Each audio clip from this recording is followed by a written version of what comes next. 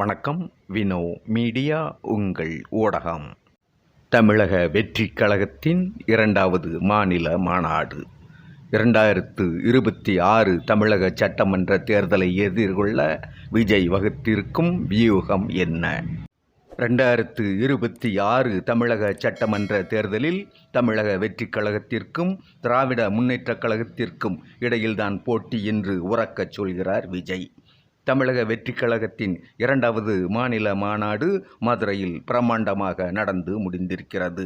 வெயிலின் கடும் தாக்கம், அதனால் வந்த சங்கடங்கள் என்று பிரச்சனைகள் இருந்தபோதும் சகித்து கொண்டு விஜய் வருகைக்காக காத்திருந்தார்கள் தொண்டர்கள்.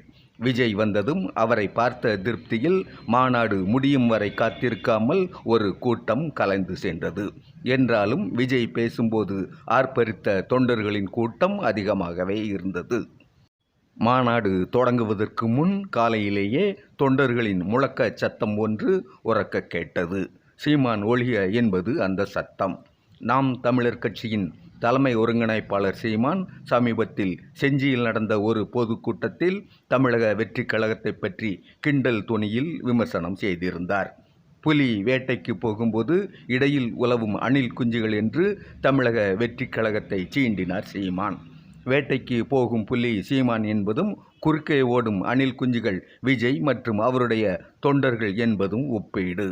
அதன் எதிர்வினையாகத்தான் சீமான் ஒழிக என்ற சத்தம் மதுரை மாநாட்டில் கேட்டது.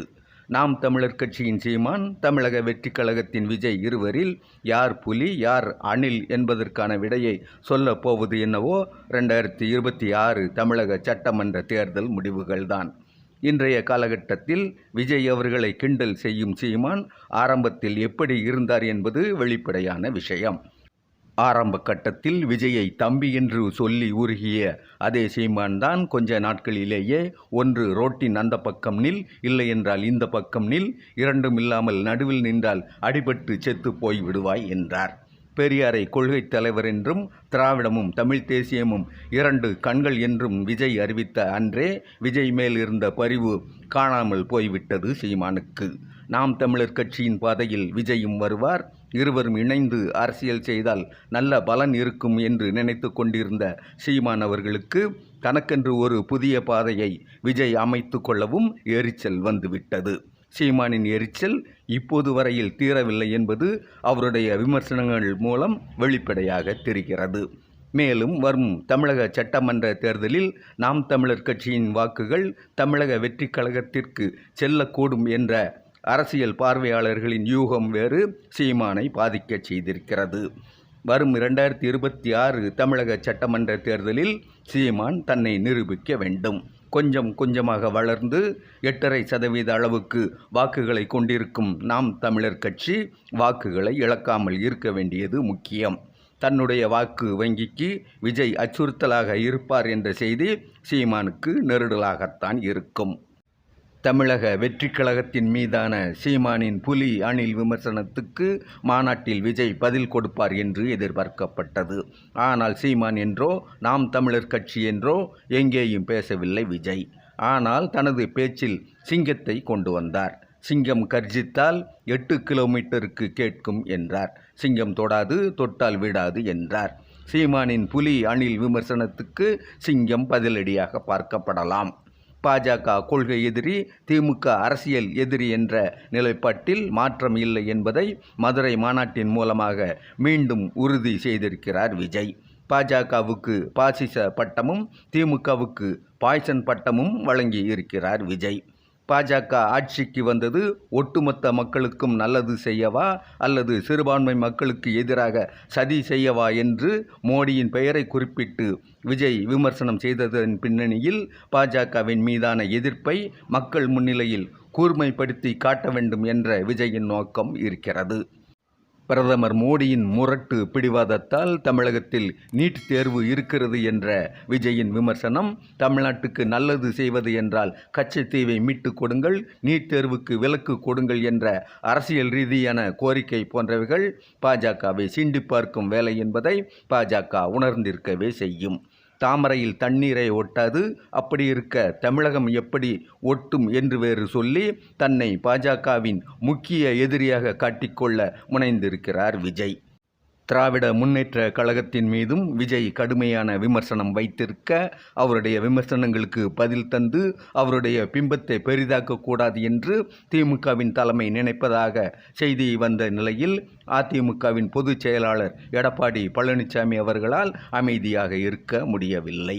எம்ஜிஆர் ஆரம்பித்த கட்சி இன்று யாரிடம் இருக்கிறது என்று தெரியவில்லை என்ற விஜயின் சொல்லாடலுக்கு அதிமுக யாரிடம் இருக்கிறது என்று தெரியாதவரெல்லாம் ஒரு தலைவரா என்று திருப்பி கேட்டிருக்கிறார் எடப்பாடி பழனிசாமி.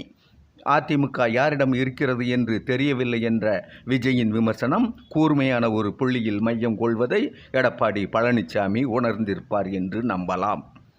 அதிமுக கட்சிக்கு பொதுச் செயலாளர் எடப்பாடி பழனிசாமி தான் என்றாலும் பாஜகவின் பிடியில் இருக்கின்றது அதிமுக என்று சொல்லாமல் சொல்கிறார் விஜய்.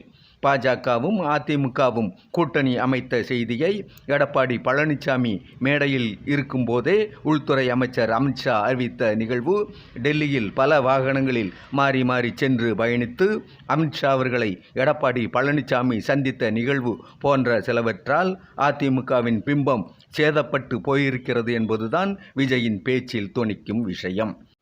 பாசிச பாஜகவுடன் கூட்டணி வைத்துக்கொள்ள நாம் என்ன உலகமகா ஊழல் கட்சியா என்று கேட்பதன் மூலமாக அதிமுக ஊழல் கட்சி, அதனால்தான் பாஜகவுடன் கூட்டணியில் இருக்கிறது என்று சொல்ல வரும் விஜய் அதிமுகவையும் கூர்மையாக விமர்சிக்கும் நிலைக்கு வந்திருக்கிறார்.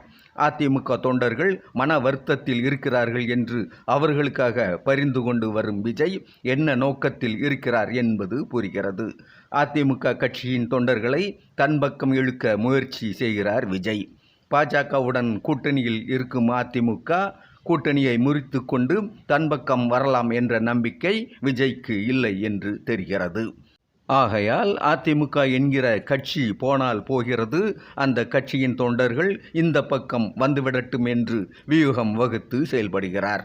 மதுரை மண்ணில் நின்று கொண்டு தேமுதிக நிறுவனர் விஜயகாந்த் அவர்களை எம்ஜிஆர் அவர்களோடு ஒப்பிட்டு புகழ்ந்து அண்ணன் என்று அழைத்து புகழ் பாடுகிறார் விஜய். இது தேமுதிகவுக்கான கூட்டணி அழைப்பாக இருக்க வேண்டும்.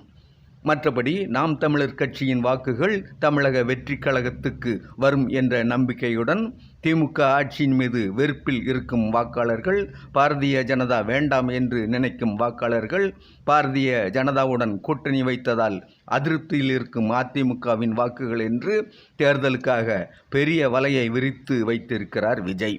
இதன் பலன் எப்படி இருக்கப் போகிறது என்பதை அடுத்த வருடம் நடக்கப் போகும் தமிழக சட்டமன்ற தேர்தல் முடிவுகளில் பார்ப்போம். நன்றி, வணக்கம்.